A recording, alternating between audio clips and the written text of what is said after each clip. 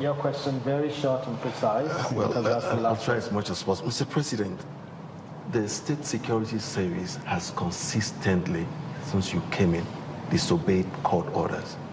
I can mention Kayode Are, I can mention Sambo Dasuki, who has about 3 bails and is still being arrested. I can mention Patrick Bole Kemi. I can go on and on, Nnamdi Kanu of Biafra agitation. These people have legitimate bails from the court, and then they're still being held.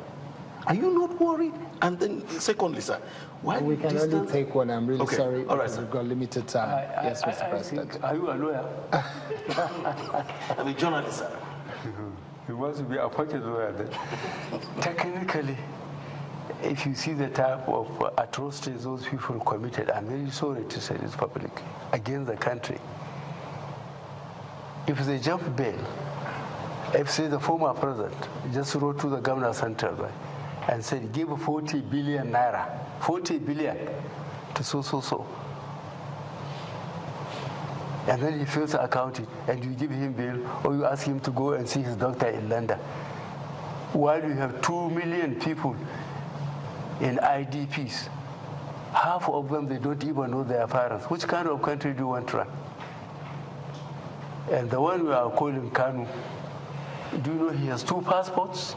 One Nigerian, one British, and he came to this country without using any passport. Do you know he brought an equipment into this country, a sophisticated equipment, and was broadcasting for Radio Biafra? Which kind of government do you want to have? What we wrote an editorial against in Premium Times. What? Premium Times wrote editorial against his radio station and called on the federal government to stop that. So he should be given bail to go away. There's a treasonable felony against him, and I hope the court will listen to the case. Okay, Your Excellency, well, we do have to wrap up from all I can see, but I think we have just about enough time for one quick one, which is on this issue of Biafra.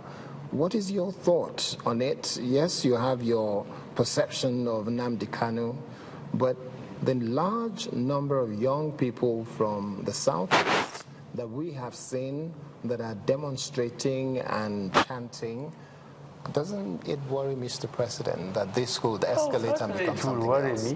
When I have the militants, I have the Boko Haram, and another group is emerging, they want Biafra.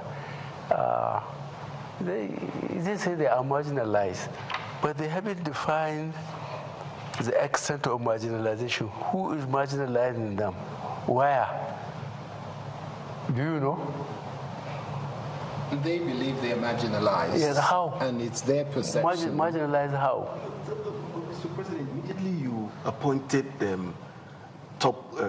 your aides, and they felt an Igbo man was not there, somebody from the east was not there, and then the 2 persons, Obonayano and Chris Ngige, just got back, in spite of the fact that they feel they are the 3rd largest ethnic group in Nigeria. And then those are the 2 positions they have. It's not a question of ethnicity.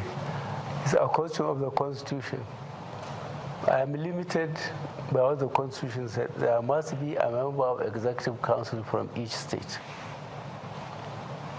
The rest, there's a lot of partisan politics in it. Who is the Minister of State for Petroleum? Is he not an Igbo? Who is the Governor of Central Bank? From Delta. Is he not an Igbo? Who is the Minister of Labor? Who is the Minister of Science and Technology? Who is the Junior Minister of Education? I don't think of any House of Fulani or any Yoruba who serve in virtually cabinet positions as the Igbos have. So what do they want? You want me to put my gown down so that I bring somebody in? I stood in an election and I won. And I'm limited by the Constitution. I have a member of every state in the Executive Council, and I have to listen to him as I sit as the chairman. Okay, that is the limit the Constitution gave me.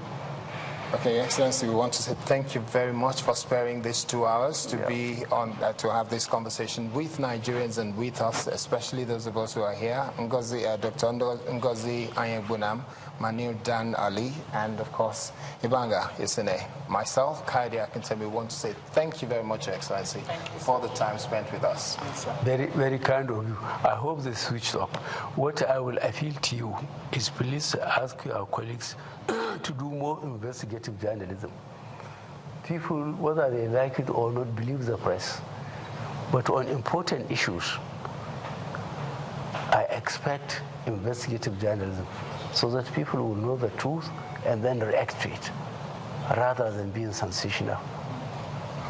Thank you very much indeed. On that note, we want to say thank you very much to those who are watching from home and all around the world, whether you're watching on Channels Television in Nigeria or internationally, or you're watching on m.channelstv.com.